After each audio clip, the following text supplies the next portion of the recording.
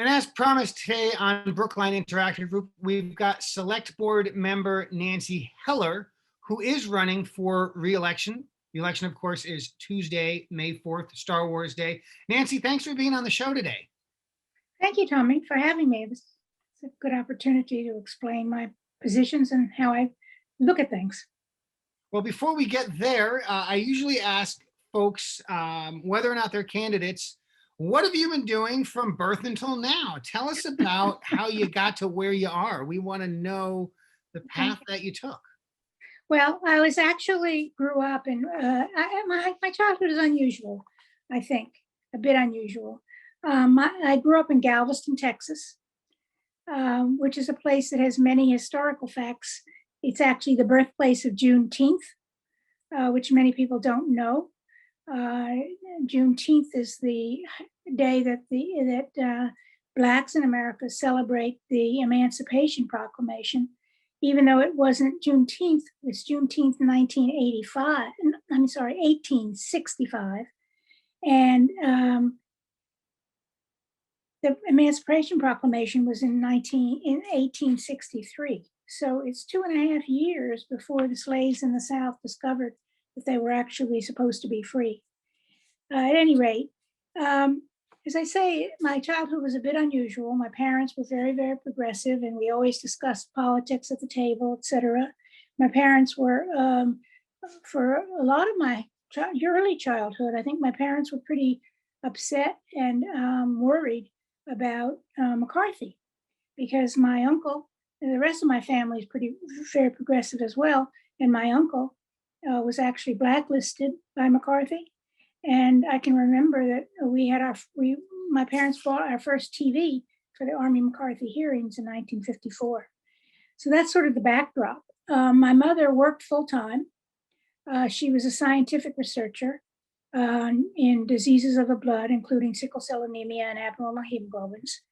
But Texas had an anti-nepotism law. So she could not work at the University of Texas Medical Branch, where my parents both wanted to work. My father was a professor of radiation oncology there. So my mother was disadvantaged in that way, and she never forgot that experience. She was always very, very strong on women's rights and supportive of the ERA. And when my father was 35 and I was 3, he contracted a severe case of polio and became paraplegic as a result.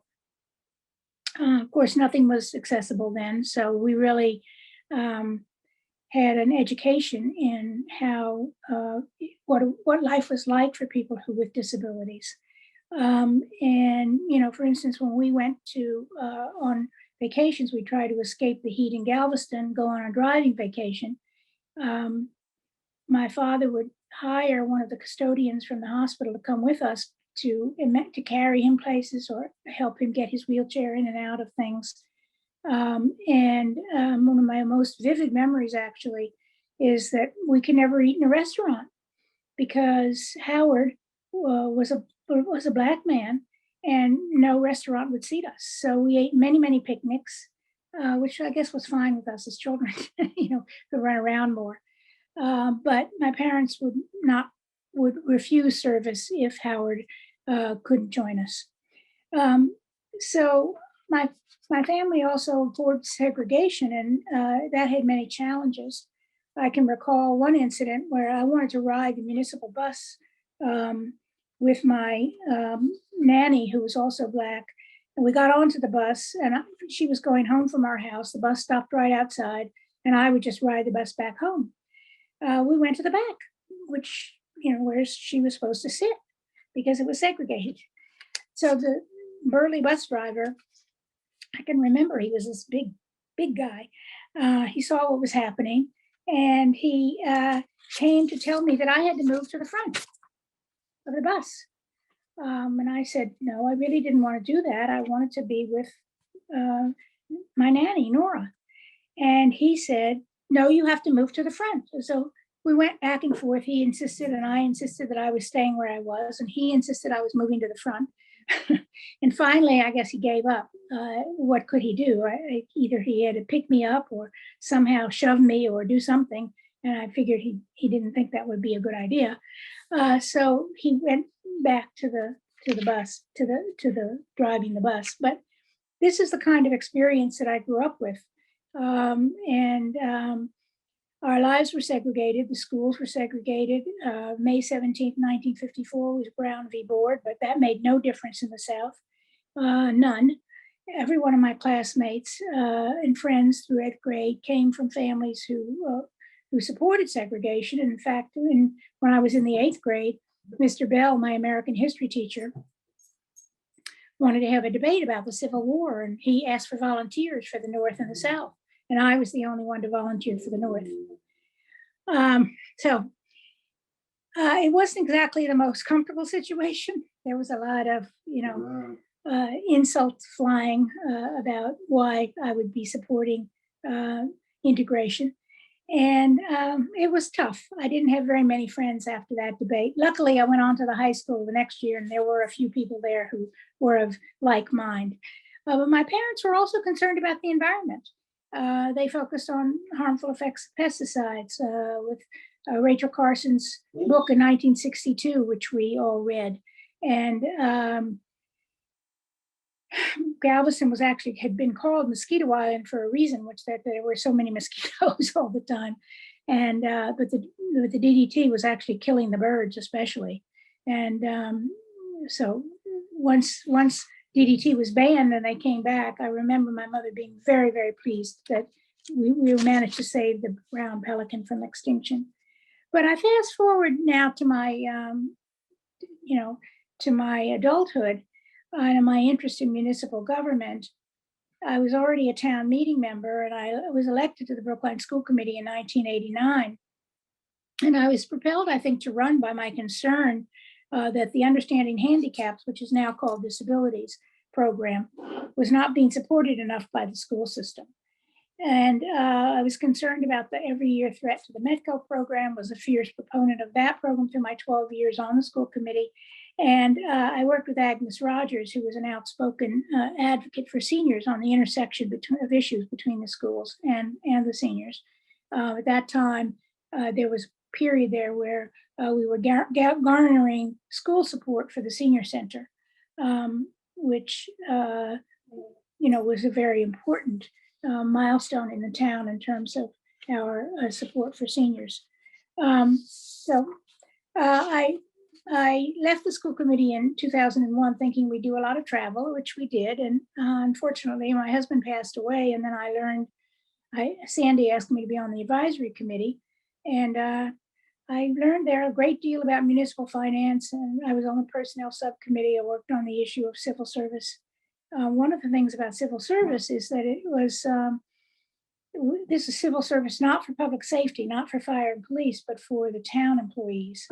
But it was really keeping down the number of minority people of color and minorities who were applying to civil service. It was very hard for them. It's a very subscribed and difficult way to get people hired. So we were very interested in the town. We were interested in boosting our minority hires, and that was one of the reasons. Only one. There were several others, including the difficulty of civil service. It's actually a pretty corrupt system. All of the arbitrators are paid for by people who want their good opinion, and so of course they get their good opinion. Then in 2012, I filed a ban on using polystyrene for packaging of food in Brookline. I think that was the beginning of my very serious climate activism. I've always been concerned before, but I went on from there. In 2015, I ran for the select board to work on the issues I care about, which are climate action, schools, and related to town governments. There's diversity in our workforce, and also services for seniors. So I didn't bargain for that's a great segue to our next question, right? So you've been on the select board for 6 years, right. 2 full terms as of this spring. Tell us about, quickly, briefly, some of the things you've worked on, maybe for the first 5, and then for the more recent one. Obviously, this last year has been dramatically different for the select board, but give us a feel for radically some of the different, things you've been working on. Sure. Um, so in the beginning, I think that immediately I began to work on climate issues, and luckily I was able to become co-chair of the Select Board's Climate Action Committee. And I also took on the issue of gas leaks in the town. The infrastructure under Brookline streets is so old that with cast iron pipes, it's over 100 years old, and they leak methane, which is even worse for the environment than just the plain gas. And we felt that National Grid was making no progress on fixing those leaks, and we were very, very concerned. So, excuse me. So I began to question National Grid at every single grant of location hearing about what, were there any leaks in the area, and what were they doing to fix it? And we ended up with a system of they're having to inspect before they came for the granted locations. They're having to inspect the area to make sure that there were no gas leaks around. I also joined a group called Gas Leaks Allies, which is a regional group that focuses on gas leaks and issues concerning gas. And we work with National Grid as well to correct the problem. At any rate, that was a busy time, and it still continues to be an issue. We have cut the gas leaks in Brookline from 350 when I started to about 260 now. So that's progress. And I know you've been working on some other things. For example, and I think you mentioned it briefly, you and I worked together on Brookline Green Electricity, which came about from a warrant article filed by Carol Oldham and yours truly. And what the warrant article did was ask the select board, sort of say, hey, select board, we at the town meeting give you the authority to go do this. And that involved some negotiations and signing some contracts, which is much more in the purview of select board than town meeting. Tell us just a little bit about Brookline Green Electricity and your role in the program. Well, I was the liaison to the committee. It was really a subcommittee of climate action that negotiated and implemented the program, designed it with a default of 25% was the first level. And now we're at 30% default. So I'm sorry, 25%, 30% what? 30% renewable energy in your electric mix, and that is in addition to whatever Eversource is already required by the state to provide. And that amount, their amount, is going up 2% a year. But still, we will never reach what we really want to do. By 2030 is a magic date, because climate scientists have told us that the catastrophic effects of climate change will be much worse after that, and that we really must reduce our gas emissions in order to get the temperature of our climate down by 2 degrees. That's a really tall order, and we don't have much time. So we've got to continue to push forward. That program also offers everyone an opportunity to opt up to 100% renewable energy. And we're still working on that. We're still encouraging that. We have signs, we have, we're trying to publicize it. We're thinking about postcards and other things to people to encourage their sign up, because that's really a critical and easy way to reduce Brookline's greenhouse gas emissions. And opt-in costs a little bit more, but you get the peace of mind. Nancy, I know you've opted up to 100%. My household has opted up. Folks can go to brooklinegreen.com and check out the details and perhaps opt up themselves. Another project I was actually just looking at on Friday at the 4:00 vigil for the shooting victims in Atlanta was the high school. Now, the high school has seen some changes, is undergoing some changes as we speak. Can you tell folks about what's going on at the high school and your role in that project? Right.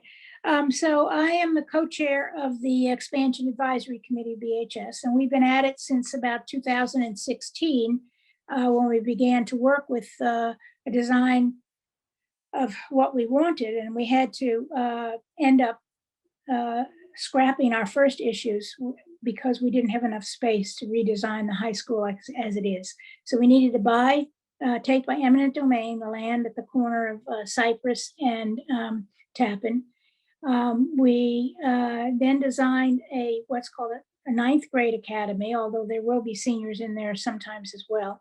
But it's a beautiful new building at the corner of Tappan and Cypress. And if you've gone by there, you can see, if you look closely, that it actually spans the T-track. So it really allowed us to keep the building lower in height, but have it the size that we needed for at least 700 students. It's going to be a really stunning new building, and I hope people will go by. We also expanded the footprint of the high school by taking down the old Roberts Wing, which was very inaccessible, although kids used it very often as their main way to get into the high school. And it's now become really it will become a second and beautiful entrance, totally accessible. It'll make access to the auditorium much easier. It will, in addition, it's going to provide much needed and much more state-of-the-art science facilities. Our science facilities at the high school were way outdated and substandard by the state standards. So it's going to be really, really terrific. We're also rehabbing Tappan Gym, which hadn't been touched in 40 years anyway, and was very sorry state, very inaccessible as well. That's going to all be different. There'll be a common lobby with the pool. It will have a community room, which is going to be programmed by the Parks and Rec Department. It'll still be a facility that's shared with the schools and the Parks and Rec, but it's going to be much, much, much better. Cypress Field and playground are being rehabbed. The playground will become accessible. There'll be an accessible path through the playground from Davis all the way to Tappan and across the Tappan to the T station. By the way, the T station is also being upgraded. It's one of our more inaccessible stations, I think, and it now will become much more accessible and much more modern and fitting in with T's plan to upgrade the system to 3-car trains for the future.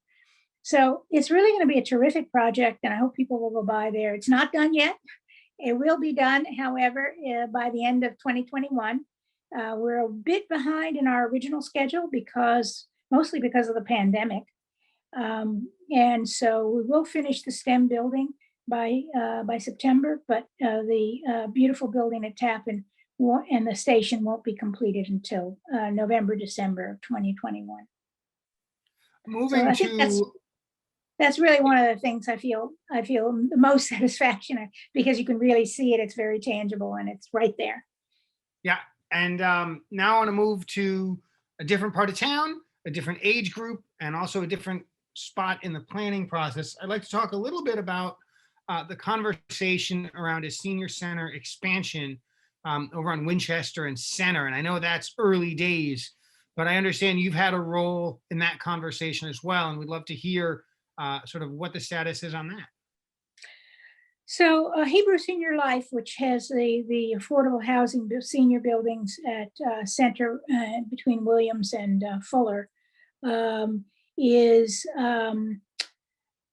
going to expand. They're going to build another affordable building at 108 Center.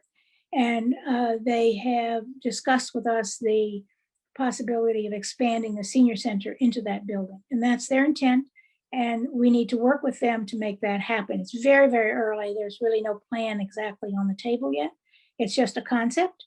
But I'm eager to see that happen. The senior center is bursting at the seams.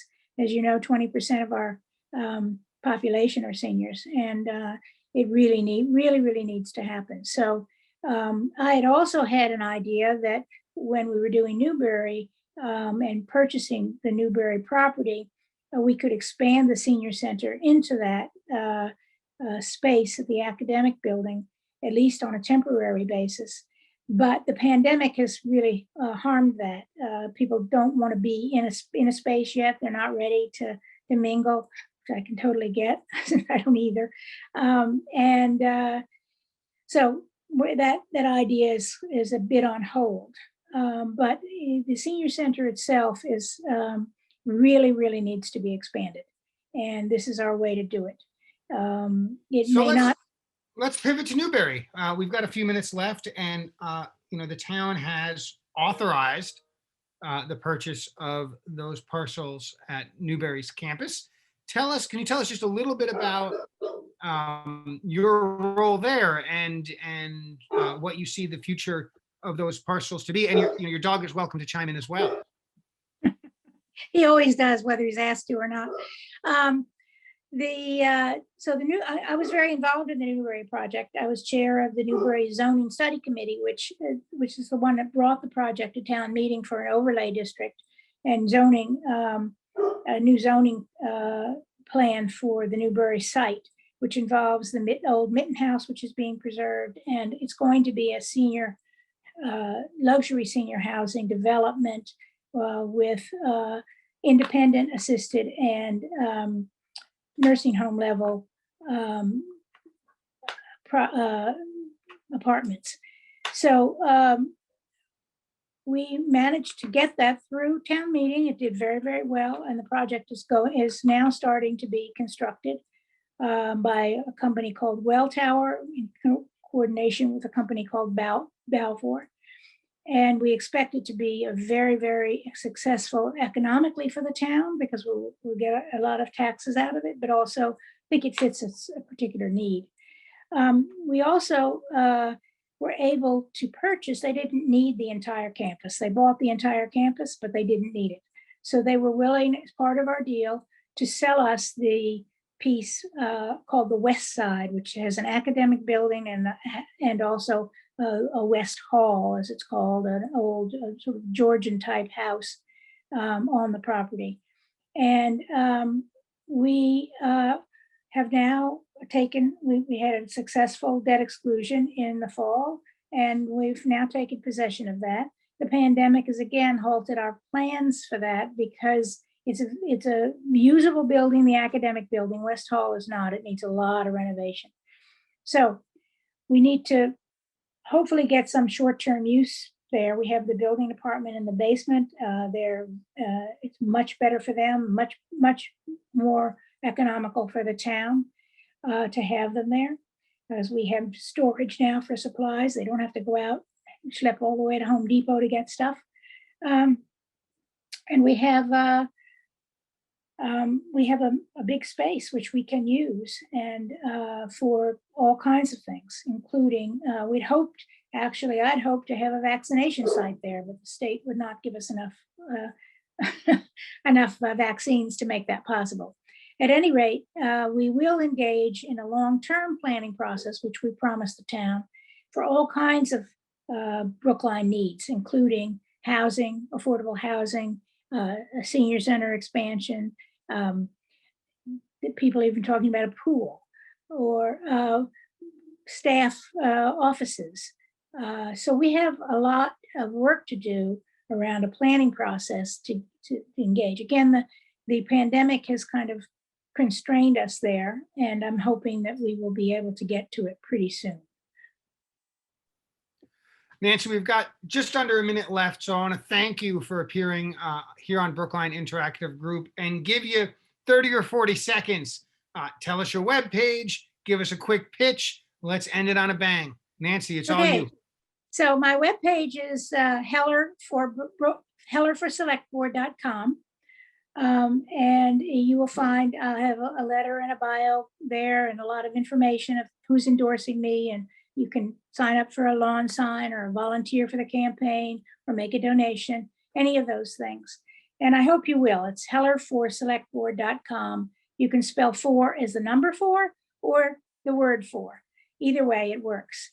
And I want to stress my experience in the town in municipal governance, and my long years of dedication to the town. I really love this town. I've loved it since I've been here since 1973 with my husband, and we raised our children here, sent them through the public schools. So I'm very, very committed to Brookline. I'm running for this re-election to the select board in order to complete some of the projects that I've been involved in, and also to move the needle further, especially with regards to the climate and with seniors. And diversity in our workforce is also very important to me. And I would like to be moving toward a more just Brookline. So I thank you for your consideration, and thank you, Tommy, for having me. It's been a pleasure. Nancy, thanks for being on. I look forward to seeing you in person one of these days. One of these